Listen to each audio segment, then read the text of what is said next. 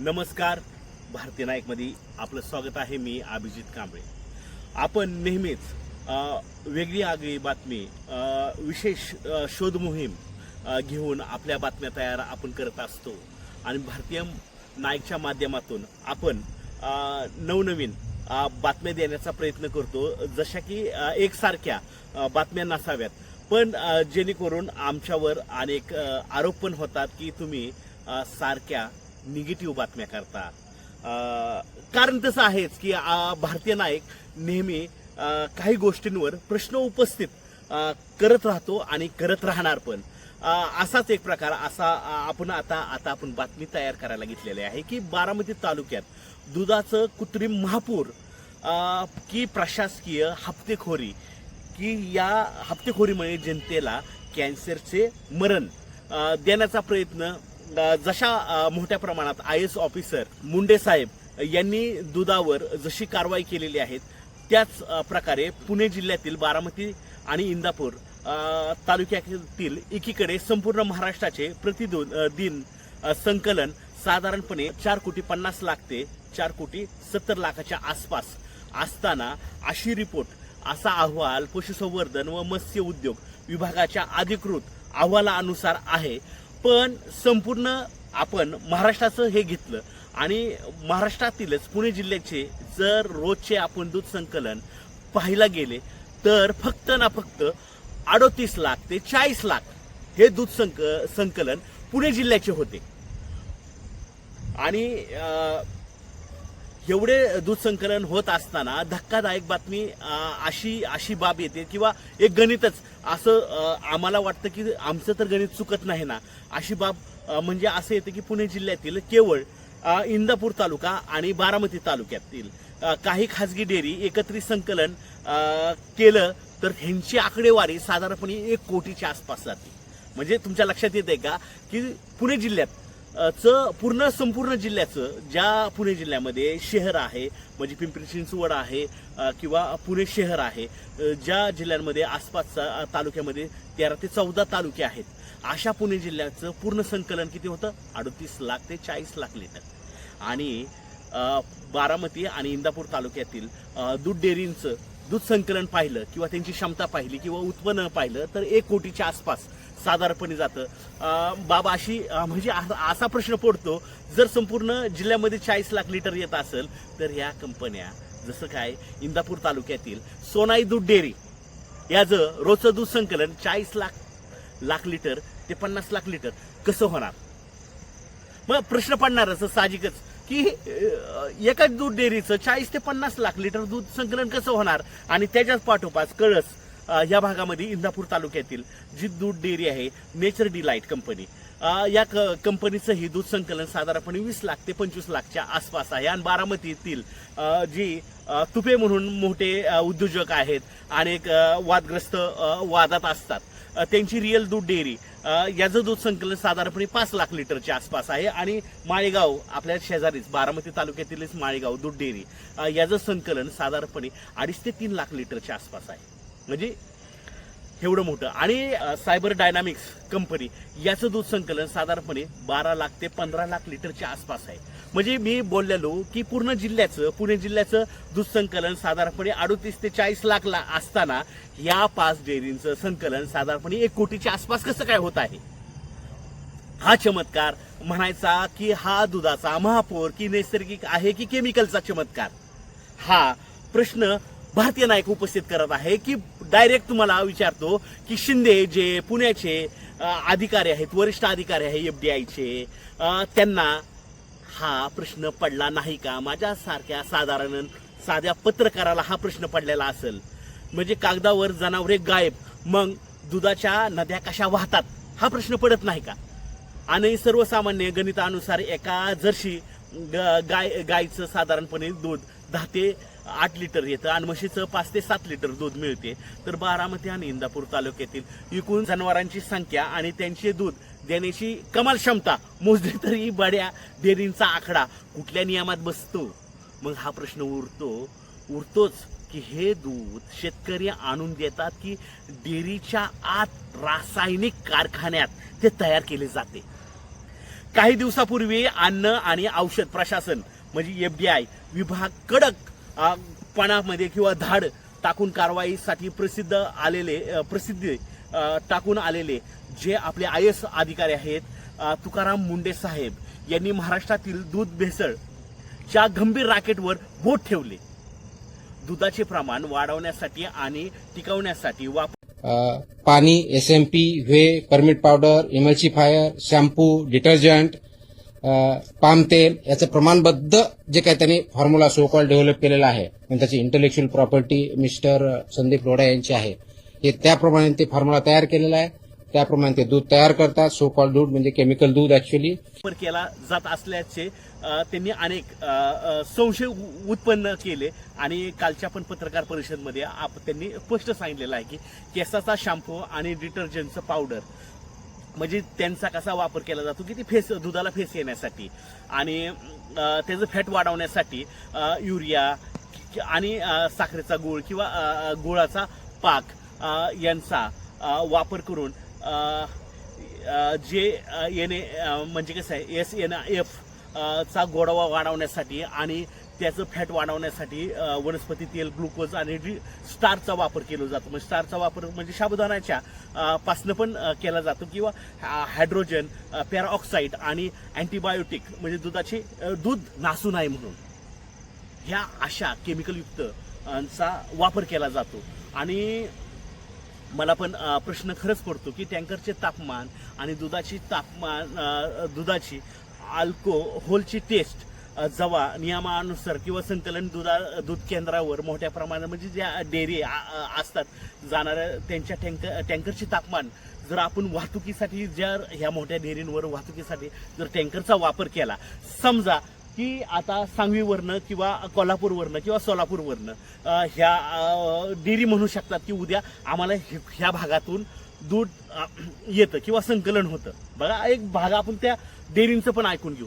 पण या वाहतूक करताना या डेअरींमध्ये साधारणपणे ह्यांचं तापमान किती पाहिजे? 1 सेल्सिअस अंश म्हणजे ते जास्तीत जास्त 4 सेल्सिअस पर्यंत हे तापमान पाहिजे किंवा थंडावा पाहिजे.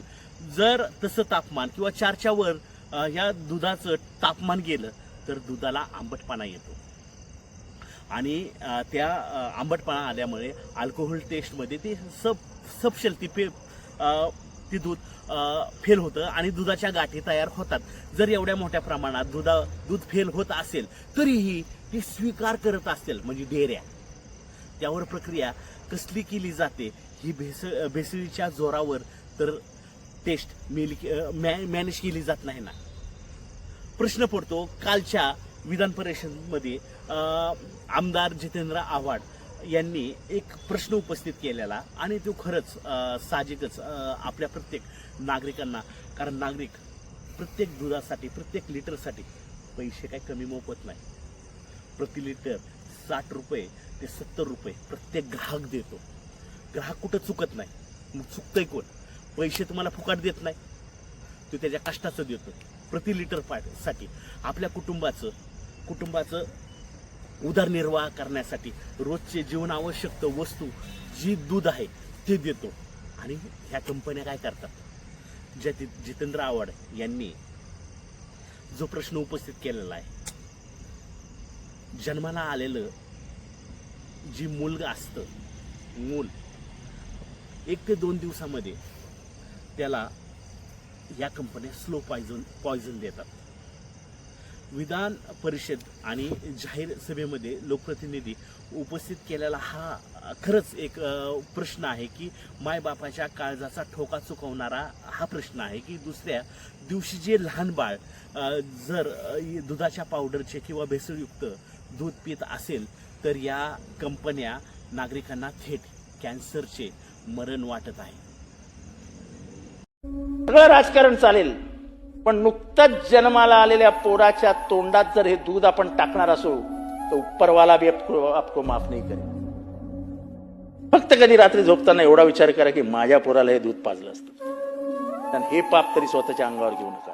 एक पिढी बर्बाद झाली. त्या भागात कॅन्सर वाढला, त्या भागात ऑस्ट्रोस्पायरोसिस वाढला, आणि ह्याला जबाबदार कोण? ह्या भारतात नाही जगामध्ये आज महाराष्ट्राची लाज शर्मेने खाली गेली. असं वाटत नाही का या कंपन्यांना? हा सवाल आता पुणेकरांनाही आणि येथील प्रशासकीय नाव विचारायलाच पाहिजे की रासायनिक दुधामुळे लहान मुलांच्या यकृतावर आणि किडनीवर आणि आरोग्यावर भयंकर परिणाम होत नाही का? जे पुणे जिल्ह्याचे आमच्या बारामतीसाठी आणि इंदापूरसाठी जी प्रशासकीय वरिष्ठ अधिकारी आहेत, शिंदे साहेब, तुम्ही झोपा काढताय का हो? का आमच्या जीवावर तुम्ही खेळताय का? आम्हाला मारायची तुम्ही सुपारी घेतलेली आहे? मी ग्राहक आहे, माझी काय चूक आहे? तुम्ही आमच्या जीवाबरोबर खेळताय. हा, तुमची भूमिका संशयास्पद वाटते. स्थानिक अन्न औषध प्रशासक म्हणजे जे FDIचे अधिकारी आहे, कुठल्या रिपोर्टची वाट बघताय? पुणे जिल्ह्यातील बारामती आणि इंदापूर तालुक्याचे अन्न भेसळ अधिकारी जे वरिष्ठ अधिकारी आहे शिंदे, त्यांचे पथक मोठा गोळाबेरीज करण्याचे काम तर आता करत नाही ना? डोळ्यासमोर दिसतंय की संपूर्ण जिल्ह्यामध्ये 38 लाख ते 40 लाख च्या आसपास दूध संकलन होतंय आणि एकट्या या डेअरींवर साधारणपणे 50 लाखच्या आसपास कसं काय गोळा होतंय? कुठनं होतंय? या डेअरींच्या एवढ्या मोठ्या क्षमता कुठनं येते? हा, हप्तेखोरी की नाटकाचा संशय म्हणजे आम्हाला असा येतोय की एखाद्या कार्यकर्त्यांनी सहजपणे सांगायचं की कुठली तरी एखादी टिप द्यायची की टिप दिल्यावरच हे किंवा मीडियामध्ये आवाज उठल्यावरच तुम्ही यंत्रणा जागा होणार का? का त्यानंतर कारवाई केवळ फक्त जनतेचे डोळे पुसण्यासाठी नाटक करायचं का?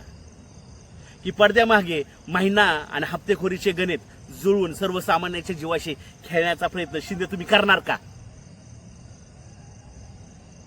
हे जे बारामती आणि इंदापूर तालुका आहे, राजकीय वरदहस्त आणि कर्तव्यात तुम्ही ह्या गावांमध्ये कसूर काय करता? बारामती आणि इंदापूर हा भाग महाराष्ट्रातील दिग्गज नेत्यांचा आहे आणि बालेकिल्ला आहे, पण कोणत्याही नेत्यांनी, शिंदे लक्षात ठेवा, कोणत्याही नेत्यांनी आतापर्यंत तुम्हाला सांगितलं नाही की या अधिकाऱ्यांनी कारवाई करण्यापासून तुम्हाला कधीही रोखले नाही. स्वतः या विभागाच्या ज्या आमच्या बारामतीच्या आमदार आहेत त्या ह्या विभागाच्या त्यांचं खातं आहे, पण त्यांनी तर तुम्हाला कधी रोखलंय का? का तिकडे इंदापूरमध्ये भरणे मामांनी रोखलंय का? मग तुम्ही कारवाई करण्यामागे अधिकाऱ्यांचा स्वतःचीच मिलीभगत तर नाही ना? हा प्रश्न जनतेसमोर पडतोय. सोनाई दूध डेअरी, नेचर डिलाइट दूध डेअरी, रिअल दूध डेअरी, नंदन दूध डेअरी यांची चौकशी कधी होणार? डायनामिक्स या दूध डेअरीची चौकशी कधी होणार? आता वेळ निघून गेली आहे का? पुणे जिल्ह्याचे दूध उत्पादन आणि विशिष्ट कंपन्यांचे रोजचे संकलन, त्यांचे आवक, इनपुट आणि आवक यांची मिल्क ऑडिट म्हणजे मिल्क ऑडिट उघडपणे जाहीर झालेच पाहिजे. तुकाराम साहेब नाही तर नुसतं काय करतील माहितीये का? नुसते नाटक करतील की आम्हाला इथे करायचं तिथे करायचं. साहेब, तुम्ही फक्त इंदापूर आणि बारामतीमध्ये लक्ष घाला. मुंडे साहेब, तुम्ही अतिशय चांगलं करताय की तुम्ही पत्रकार परिषद घेताय, रोजची आकडेवारी सांगताय आणि खरंच तुम्हाला ह्या बातमीच्या आधारे आम्ही तुम्हाला सांगण्याचा प्रयत्न करतोय की खरंच एवढी मोठी भेसळ झाल्यावर तुम्ही एवढी झाडाझाडी करता.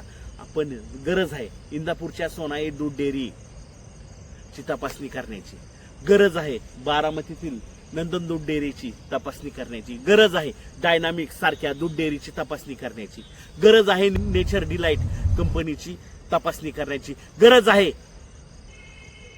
रिअल दूध डेअरी कंपनीची आणि फॉर्च्युनर दूध डेअरीची तपासणी करण्याची गरज आहे. मुंडे साहेब, तुमचा जो वरिष्ठ अधिकारी जो शिंदे आम्हाला दिलेला आहे बारामती इंदापूर तालुक्यासाठी, त्यांनी या दूध ज्यांचे साम्राज्य एवढ्या मोठ्या प्रमाणात आहे, ज्यांना पाठीशी घालण्याचा प्रयत्न करत आहे या साम्राज्याला, या ज्या दुधाची नदी ह्या 2 तालुक्यामध्ये एवढ्या मोठ्या प्रमाणात वाहत आहे, यांना जो पाठीशी घालणारा जो शिंदे जो अधिकारी आहे त्याच्यावर कारवाई करण्याची गरज आहे. आणि पुढील भागामध्ये आपण अनेक दूध डेअरींचं आपण पंचनामा करून अहवाल आपण सादर करून भारतीय नायकच्या माध्यमातून आपण सादर करणार आहे. व्हिडिओ जर्नलिस्ट सुशील कांबळेसह भारतीय नायकसाठी मी अभिजित कांबळे. नमस्कार.